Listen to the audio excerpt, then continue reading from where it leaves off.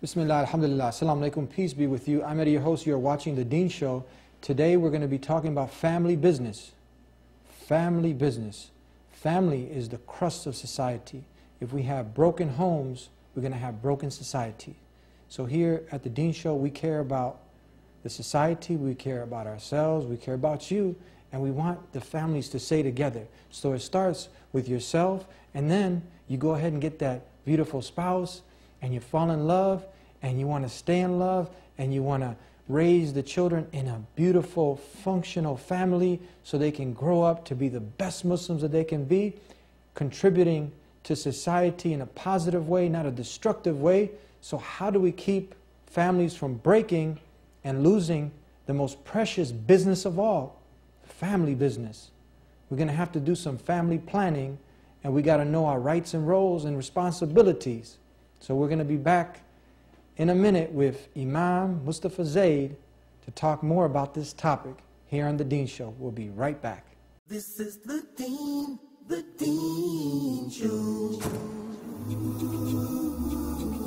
is the Deen Show. This is the Deen Show. This is the Deen Show. This is the Deen Show. This is the Deen Show. This is the Deen Show. This is the Deen Show. This is the Deen Show. This is the Deen Show. This is the Deen Show. This is the Deen Show. I'm in the studio with Imam Moustafa Zayed, who is the author of The Lies About Muhammad. You have your own personal section at thedeenshow.com, so people can go back. If they like this show, they can go back to thedeenshow.com to see some of the other shows that we've done with you, inshallah, God willing. You have been an imam, spiritual leader? Yes. For how long? About 8 years now. 8 years? Yes. Now tell us, have you had a lot of experience with people coming to you, husbands, wives, complaining, the wife complaining about the husband, husband complaining about the wife, saying, you know, look, my marriage, my life is in shambles, how do we save this? I got kids, I got family, I don't want it to be torn apart.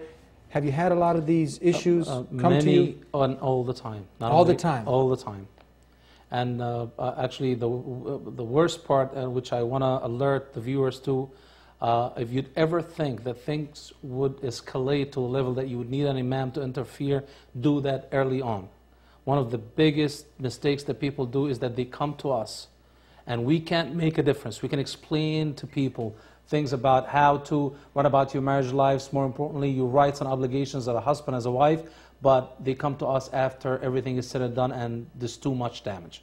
So if there's an advice that I want to put at the outset, please go to your imam, your religious leader early on when the problem is, you know, easy to solve. And do not be embarrassed to bring it to the public, because he's not going to publicize it, but he can get in and interfere in your favor and the favor of your marriage and your children much sooner than and much better than you can think. Creator of the heavens and the earth, the one God, the same God of Jesus, Moses, Abraham, and the last and final messenger of Prophet Muhammad, peace be upon him, Allah. In Aramaic, Jesus said Allah. So we're talking about the creator of the sun and the moon, the creator of this whole universe and everything in it. He's the most merciful, so he sent the blueprint. But now, don't things get a little bit off track? Things get in shambles when we go away from the blueprint? Is that where you see most of the problems coming and stemming from? Absolutely, and I think one major problem in Islamic upbringing and Islamic education, with God blessing, we have a lot of Islamic schools, is that we do not have a special section for in Islamic education, Islamic upbringing, to show the boy how to be a good husband. What does it take to be a good husband? What are the references? What's the right thing to do and the wrong thing to do? And the same thing for girls. What is a good wife? How good can you be? What can you tolerate? What can you tolerate? What's good and what's bad? It's very critical because it's about forming, as you said, the crust of our society. And if boys and girls do not know how, and they're going to just go by trial and error, then it's a 50-50 chance for that marriage to happen. And that's what happens sometimes, unfortunately. Now, you don't do that if you are put in charge of a multi-billion-dollar company. You don't just test and trial, you do your research, don't you? You really look into how we can make this right, because you don't want to lose your investment. You don't want to lose your money. but isn't family more important than any kind of business? They do job training, job orientation. They make sure that you're qualified, you have the proper education before you even start at the bottom of the ladder. And that's a very good example, and marriage should be dealt with the same way. It's about the future of the children. It's about the future of the human being. It's about comfort. The most beautiful, one of the most beautiful verses about marriage in the universe, not even in the Quran. وَمِنْ آيَاتِهِ أَنْ خَلَقَ لَكُم مِّنْ أَنفُسِكُمْ أَزْوَاجًا لِتَسْكُنُوا إِلَيْهَا وَجَعَلَ بَيْنَكُمْ مَوَدَّةً وَرَحْمَةً. And some of the miracles of Allah subhanahu wa ta'ala and the blessing of Allah subhanahu wa ta'ala is that He created from you spouses that you would use as spiritual home. لِتَسْكُنُوا إِلَيْهَا. تَسْكُنُوا إِلَيْهَا, second is calmness and peace and joy. Home, spiritual home for you is where you go and feel yourself, you feel protected, you feel you safe, you recharge your batteries, and so on and so forth. That's the spouse. That's the husband to a wife in Islam, and that's the wife to a husband in Islam. So that is very important. That is the quality of life. Good marriage is the good quality of life, and good children, and good upbringing, and someone that you can trust, and someone that you can relate to, and someone who can understand you. That feeling of not having that person or having a problem at that area is devastating to the quality of life in anyone, in any religion, in any time of history. We know that in Islam, which simply means to acquire peace by submitting your will to the one God.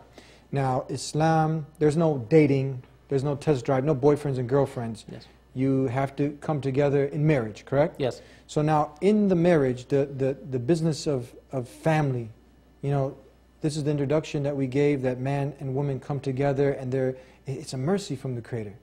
But we have roles and responsibilities. So let's talk a little bit about the man's role and the woman's role, because when we get these roles mixed up, I think a lot of the problems also stem from here. When the woman starts acting like a man, the man starts acting like a woman, everything's all messed up. Yes. We're not playing our roles. Yes. And this can be linked back also to business. You got the CEO, you got the manager, so things function smoothly. Allah wants it to function smoothly. He's given us roles. What are these roles? You said a very important couple of words in the beginning, and it's very important. I was interviewed by Bridges TV one time back in New Jersey, and the man asked me a straight question. Doesn't it make sense to you that people should be dating first before they get into marriage? Because if things are not getting along together, with, between them, and the chemistry is not there, then you might as well not start the marriage from the beginning and save yourself the hassle and the divorce and all that. And my answer to him, and this is why dating is forbidden in Islam, it's not what do you think is good or not. It's after you get married, what do you adhere to? What are your references of right and wrong, no matter whom you like and what do you think? And that's what makes a marriage successful. It's what guidelines you abide by. If the wife abides by the guidelines of Islam and the husband abides by the guidelines of Islam, that's a successful marriage no matter which backgrounds they have. And that's the most important thing. Guidelines. Guidelines. Foul lines, perimeters that we don't go out of. Absolutely. The number one rule in Islam that a man complements a woman and a woman complements a man. In Western societies, the man-made theology is that they're in competition with each other, as if they're roommates or partners in a business, and it's my share against your share, or what are you doing versus what I'm doing. Totally the opposite. In Islam, a man complements the woman. You need the two elements of life, the strength, the perseverance to go out there, make a living, protect and provide for the family, and at the same time, you need the blessing from Allah subhanahu wa ta'ala upon us that is called a mother. The kindness, the love, the compassion, the teaching, the education, the care that is needed for us, men and women, to be brought up in a nice, good environment, healthy environment. You cannot have that kindness and mercy and patience in the same body of strength and perseverance and fighting. You need two elements. And Allah subhanahu wa ta'ala made it that way so we complement each other, so we need each other. The more female a woman is the more she would enjoy her being. The more manly a man would be is the more that he's going to enjoy his being, and they complement each other. In that unit, like any unit, and you brought in beautifully the business example, there's no business that is successful that has 3 CEOs or 2 CEOs. And by 3 CEOs, sometimes it's the wife want to be the boss and the husband want to be the boss, and they bring even outside influence from outside. Family members that actually dictate and mandate and influence their life. That business is doomed. Regardless of what resources, the quality of the people involved, that business is going down. Marriage is not going to happen. There has to be a boss. Allah subhanahu wa ta'ala gave that leadership to the man with the responsibilities of providing. الرجال قوامون على النساء بما أنفقوا. Men attend, and this is one of the worst mistranslated words in the Quran. Qawwamun does not mean better, it means attend to. The building attendant is the one who serves all the tenants, not the boss of all the tenants. So men attend to the needs of the family and the women with what Allah subhanahu wa ta'ala had given them and with their ability to spend and provide. So it's even that attendant, ability is conditioned upon your ability as a man to provide. But with that responsibility, the woman also has responsibility. And being the boss of that business unit does not mean like some Muslim brother would do, my word is my word, it is what it is, and I'm the boss. And no, you consult, you bring the consensus, you want to treat him good. Prophet Muhammad ﷺ gave the advice that خِيَارِكُمْ خِيَارِهُمْ لِنِسَائِهِمْ. Your best are your best to their women. The mother, the daughter, the sister, most importantly the wife. In his last speech, Prophet Muhammad ﷺ, when he was carried to the podium to give his last speech, he gave 3 pieces of advice. Do not let the world tempt you and waste you like it wasted the people before you. Do not lose your prayers. And of all Islamic law and all the advice that he gave us over 23 years, the 3rd one was, I gave you a trust, that is the women. You took him by the trust of Allah subhanahu wa ta'ala. Keep that trust, treat him well. And Prophet Muhammad ﷺ in matters of war with men and so on, he's the Prophet of God, was the most consulting of his companions. Imagine now you're a husband and a wife, and she's your life partner, and you want to issue a decision without at least consulting her. You have the ultimate decision, but it has to represent the best, and you have to care and be nice and lenient, as we said before about Prophet Muhammad ﷺ with all his wives. Let's take a break and we'll be right back with more here on The Deen Show. There'll always be someone that'll be there to say something negative, but at the same time there'll be someone there to say something positive also. So just hold on to the rope of Allah. Everything in this universe rely and need Allah subhanahu wa ta'ala. The Quran says don't kill women, don't kill children, don't kill the old people, don't attack the civilians. This is what the Prophet Muhammad told us. Ibn al-Qayyim rahimahullah said that the Prophet ﷺ never ever started a war against anybody. Back here on The Deen Show, we're talking about keeping the families together, and we need to know our roles. The man, and before we left off, to be kind to the woman, Yes. to be understanding, to consult with her, not to be a dictator in the house, Yes. right? Yes. And this is his role to maintain. The woman, she can sit back and take care of the institution of the home, upbring the children, is this right? And the man is the one who is what some would look for, a sugar daddy. He takes care of everything. Yes. The phone bill, the electric bill, she don't have to pay for anything. Is this right? Absolutely. And one other misconception that I think was the detriment for many marriages is that people belittle the best and most noble job in the history of mankind, that is the job of a mother. Prophet Muhammad ﷺ in the middle of 7th century mandated that even women captives of enemy combatants would be educated.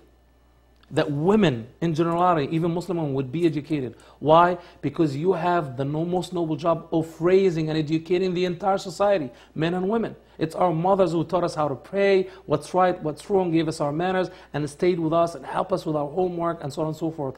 That is the greatest job ever.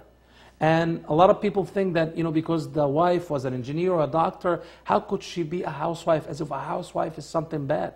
Actually, a good housewife is what makes a great society, a great nation, and bring out the best in men and women. So people need to actually understand, men and women, the importance of what is called a mother. My mother, God bless her soul, was a very highly educated woman, and if anyone shaped my character, with the blessing of Allah subhanahu wa ta'ala, it was my mother. She was with me, she taught me how to read, write, what are the meaning of good words. When I read books that are way older than my level, it was my mother who taught me everything. Yes, she could have got a better job and actually worked outside and we would have a lot more income, but the impact she had upon my life and the life of my brother was billions of dollars worth, whatever money that she brought extra. So the value of the ethics and the quality of people that you bring about being a good, qualified Muslim mother is much more better than any materialistic value or extended vacation or a bigger plasma TV. So that is something that I think a lot of people need to grasp as far as Islamic values when it comes to marriage. Now, the influence of outside television, media would belittle sometimes this position, but this is very, very detrimental, like you said, to the upbringing of the future leaders of the world. Yes. Having an educated woman that is really protecting that child, nurturing that child, Yes. rather than Sally or Betsy or whoever else raising that child, and or the TV all day, but the mother who's got the formula of mercy, patience, to really make sure that this child grows up to be someone or a woman or man that's going to be an asset, a benefit for society. And just to show an indication of how rewarded and the greatness of a good mother, a good Muslim mother, the man that came to Prophet Muhammad ﷺ wanted to do jihad, which is being drafted to the army of the Muslims. He wanted to get that reward from Allah subhanahu wa ta'ala. Prophet Muhammad ﷺ asked him, your mother is alive? He said, yes. He said, اذهب فإن الجنة تحت قدميها. Go, serve her, because paradise that you seek in by making jihad for the sake of Allah subhanahu wa ta'ala is underneath the feet of your own mother. Serving his mother supersedes the great reward of being, a soldier in the Muslim army. And that honor, when you say a human being, the paradise or Jannah underneath their feet, that is honoring the job and the noble status of a mother that a lot of people belittle. So we know that the woman in Islam has been uplifted. God Almighty has given her rights. And Yes. we will inshallah do a show about the women's rights and roles in Islam, which far precede any rights that many of the women Today, did yes. today. Maybe you can elaborate on this. But now she's also got responsibility. So we talked about the man now. The man is the one who provides, who takes care, he's the one who goes out in the cold and pump the gas and hustle and bustle and take care of the responsibilities. Is this correct now, Sheikh? Yes, yes. And he has to be kind and merciful, consult with his wife, and at the end of the day, he does all this. What is also the role of the man in the house, as far as should the woman, once consulted, because you also have some nightmare stories where the woman now, because we live in the Jerry Springer society, ain't nobody going to tell me what to do. Yes. So should the attitude of the wife be when the husband tells her, look, Allah tells us this, the messenger tells us we should do it this way, and now she wants to do it her way. Ain't nobody going to tell me what to do. Yes. Is this the right attitude? That is the wrong attitude, and people need to understand, Muslim men and Muslim women, that obeying the husband as far as the wife is obeying Allah subhanahu wa ta'ala. The general cardinal rule in Islam, لا طاعة لمخلوق في معصية الخالق. There's no obedience to a created in disobeying the Creator. So if he tells you things that is Islamically correct, then he is to be obeyed, because in obeying him, you're obeying Allah subhanahu wa ta'ala. And he also, when he gives that, it's not an order. She's not employed by you. She's not a servant. She is your partner in life. And when you say things, then that when the boss gives an order in a business to the vice president or the division director, this needs to be done. It needs to be done. If there's an issue to be brought, discuss it nicely and politely with the understanding that the ultimate decision and in it, the ultimate responsibility before Allah subhanahu wa ta'ala lies with whoever is entrusted to run the business. Prophet Muhammad ﷺ described an obedient, righteous woman as a treasure of this world. Treasure. A treasure. And actually in another hadith, the treasure, you want to know what the treasure of dunya, of this world? It's a good wife. If you look at her, she would please you. If you leave her money, you would trust her with your money. If you leave your children with her, you would trust her with your children. When you are away, she would keep her chastity. It's a source of pleasure, calmness, trust and confidence, and that's a beautiful thing. And look at the reward for that. And a lot of women do not know where the reward is. Prophet Muhammad ﷺ said, if the woman did 4 things, if she prayed her 5 prayers, if she fasted her 30 days, if she kept her chastity, if she obeyed her husband, and as we said, obeying Allah subhanahu wa ta'ala in the husband, then on Judgment Day, it will be told to her, enter Jannah from whichever door you want. It's put right up there with the prayer and the fasting. This is a major thing. Absolutely. That the CEO, the president, the person that Allah put in charge, because Allah, the Creator, knows best in His wisdom, He's made it like this. Absolutely. And there's a role for the wife in Islam that a lot of even Muslim wives are not aware of, but by experience they practice it. You become the mother of the husband, a de facto one, whether directly or indirectly. You're the mother who takes care of him like his mother took care of him. And the mother, when the baby is crying, she does not cry back at him. She understands his pain, she tolerates his pain and deals with it. And a lot of successful marriages come from the level of tolerance and patience that the husband and the wife apply. And in that comes the general cardinal rule in Islam. Prophet Muhammad ﷺ told us, and this is how we treat people, and it's a major part of the manners of Islam. إِن لَمْ تَجِدْ لَأَخِيكَ عُذْرًا فَالْتَمِسْ لَهُ عُذْرًا. If you did not find an excuse for your brother, he did something wrong, then seek an excuse for him. If you don't find an excuse, make one up for him. And that if needed to be applicable in one's life as a Muslim, it is in his marriage life. My wife did something wrong. Yes, you would get angry, you get mad, but try to find an excuse. She's busy with the kids. And the husband would yell and say something, be rude or does something. Then the wife would say to him, that's my life partner. That's the one that I love. That's my partner for years. It's not because of this thing. All of a sudden he's a monster or she's a demon. You know, may Allah subhanahu wa ta'ala, or maybe when he will calm down and then, and that is how marriages work. Not being confrontational.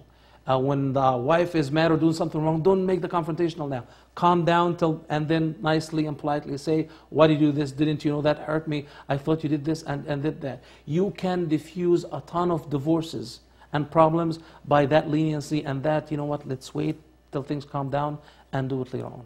Amazing, amazing. And we'll be back with more here on the Deen Show. Don't go nowhere. I just want to say, very simple message. One of the beautiful things about our religion of Islam is the emphasis on direct ritual and prayer to God directly. There is no intermediary. The lights will go on after the party, and the party will end. It's very simple and very clear. There are no superstitious rituals, no strange incantations. Time is running out. We might not make it till tomorrow, and this is something that we need to think about. Back here on the Deen Show with Imam Moustafa Zayed. You have a lot of experience. You are a religious leader, a spiritual leader in New Jersey. Yes. So you have a lot of these cases coming up. We want to save the families. We know that divorce is something that, you know what, it's there. As a last resort, is it? Yes. But we don't want people to have broken homes because then we have broken societies. Is that correct? Yes, and it's halal. Yeah. Allah subhanahu wa ta'ala allowed it. But inna abghad al-halali 'inda Allah at-talaq, the most hated halal or allowed thing that Allah subhanahu wa ta'ala allowed is divorce. Because divorce, and a lot of people do not realize that, it has so many dimensions of damage. The most apparent one are the children. No matter what happens or what people claim that, you know what, when the couple are divorced, you know, the mother is going to provide or the father is going to do this and that. There's nothing like two loving father and mother together taking care of the same children. Children would have a devastating, lasting effect upon them. And that is haram. That's a part of the responsibility of marriage. That when I say, you know what, I want to divorce, or I want to stand up to my husband or my wife, and I'm not going to do this, and, you know, being stubborn and shaitan gets in between. No, keep an eye on the real damage of the lives that Allah subhanahu wa ta'ala trusted you both with. Another factor also when it comes to divorce is that some Muslim men use divorce as something to bargain with, or a pressure. You know what, I'll divorce you just to show an impact that, you know, you're divorced, that they're just to scare her or to get the wife to behave better. That is a very wrong technique. The word divorce is a very heavy word. You say it, meaning it, and apply divorce 2 times, the 3rd time, she's not your wife anymore. Unless she really marries somebody else and actually get divorced from that real marriage, and then you can marry her again. It's not a joke, huh? It's not a joke, period. And when there's a divorce issue, do not let anyone influence what's going on and get involved. Only righteous people that care for the best interest of the couple can get involved. Do not get me a mother-in-law or a father-in-law on either side that actually was a part of the problem by interfering in the marriage and undermining the position of the husband, let's say, or the right of the wife upon the husband from, let's say, somebody of his family, and bring these people to mediate and try to mend the relationship. Allah subhanahu wa ta'ala says that if you have the good intention, then that marriage, inshallah, would be kept. So bring only righteous people who are wise that come in and interfere to bring the marriage together, and limit outside influence. My mother is sacred to me, but my mother is not my wife. My wife has rights upon me as well. And these rights should not affect each other or take from, you know, other person's right. My father is sacred to me, but he does not run my household the same way his father-in-law did not run his own household. And so on and so forth. So respect family relationships, but respect your wife more than you respect the rest of your family when it comes to your own household, and vice versa for the wife. That is also a major factor in what happens.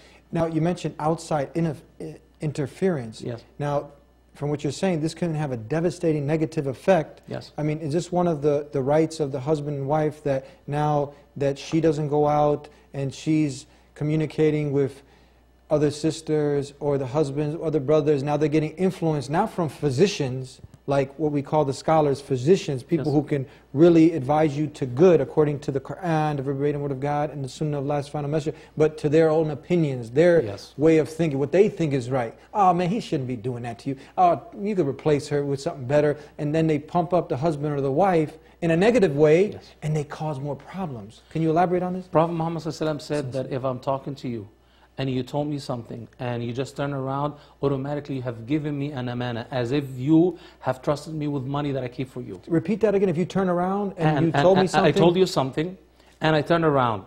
Automatically, the moment I turn around is as if I gave you money and I trusted you with an amana that you need to keep from me. Meaning that for other people, even strangers, you should not tell other people confidential information to other people. The most confidential of all information is the information of your own life, your own household. So as a wife, do not have a best friend and tell her the secrets of your household, secrets of intimacy that is totally forbidden by Prophet Muhammad ﷺ and Allah subhanahu wa ta'ala. And the same thing with the husband. Yes, they're families, but there's limits to knowledge about the day-to-day life. The more you involve these people, the more they're going to get involved in your life, negatively or positively, according to their own liking. And subhanAllah, in the Quran, قُلْ أَعُوذُ بِرَبِّ النَّاسِ مَلِكِ النَّاسِ إِلَهِ النَّاسِ مِنْ شَرِّ الْوَسْوَاسِ الْخَنَّاسِ. One of the first effects that Allah subhanahu wa ta'ala asked us to resort to Him from the shaitan is the whispering of the shaitan. That whispering sometimes is done by your best friend and your family, even your parents sometimes. When you listen, when you open the radio channel to receive that negative influence, you're just opening, a door to just destroying your entire marriage. And when the marriage is destroyed, who's going to suffer? You. More than anyone else. And your children. And your husband. Mm-hmm. And so many broken, houses and marriages. 2-3 years, they wish that they were lenient and tolerant and they didn't say what they had to say and they were not listening to the people that they listened to. But sometimes it's too late. Sometimes it's too late and we don't want it to be too late. That's why we're discussing this, so we can save the home, not break the home. And we're going to have to continue to do a part 2 to this, because this is such a very, very important topic. We're going to give some live examples in the next show. Would you agree to come back and do another Inshallah, part? inshallah. God willing? Just before we close, just some closing comments and suggestions for the people who are suffering now. Before we go to the next program and do this for the following week, what advice do you have for them? I think one of the most practical pieces of advice is that you bring a piece of paper and write down the good things about your spouse. Just the good things. And when you write them down, you would realize that yes, your spouse is not perfect. Let me break some news to you. But so is everyone. So are you. So when you look at these good things about your spouse, it will remind you that there are qualities there, there are things to bargain there. And subhanAllah, the same people who are so happy about the marriage, that's why they accepted their spouse in the beginning and got married, all of a sudden they would complain that he turned to be the devil or turned to be this and that and so on and so forth. But actually sometimes people would admit, hopefully after, when it's not too late, that their tolerance level, their ability to accept the pitfalls of their spouse actually weighing down through time with the pressures of life and responsibilities. And sometimes all it takes is just to be apart for 3-4 days in a vacation or staying away with your family till things calm down, and then you would yearn again to the same spouse that you loved in the beginning. So inshallah, write down the quality of people, find excuse for your spouse. Sometimes it just, as we said, just take a break for 2-3 days away from everything and the pressure of the daily life of marriage, and things magically change inshallah to the best. Thank you very much. Jazakallah khair. We look forward to doing more with you. Khair. Thank you. Jazakallah khair. Wayak.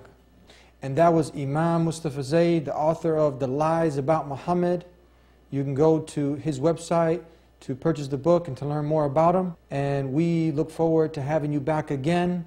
Make dua to Allah, stick to the game plan, the Quran, the verbatim word of God, and the Sunnah. Know your roles, know your rights, and live by the way that will bring you peace and happiness, Islam. We'll see you next time here on the Deen Show. Peace be unto you. You have to pray as if everything depends on Allah, and it does. But you must work as if everything depends on you, and it doesn't. That's my point. You see what I'm saying, man? And I don't like that. I don't like us sitting here. What are you waiting for? What are we waiting for right now? What are we waiting for all these people to come to Islam? What are we waiting for? What are we waiting for right now? When they're going to come? They're going to come. Allah going to bring these people. Allah subhanahu wa ta'ala put in our hand the ability to do it. Now do your job.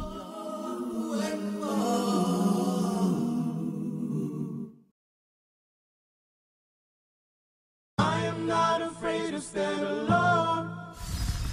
I am not afraid to stand alone. If Allah is by my side, I am not afraid to stand alone. I am not afraid to stand alone. If Allah is by my side, I am not afraid to stand alone. I am not afraid to stand alone. If Allah is by my side, I am not afraid to stand alone.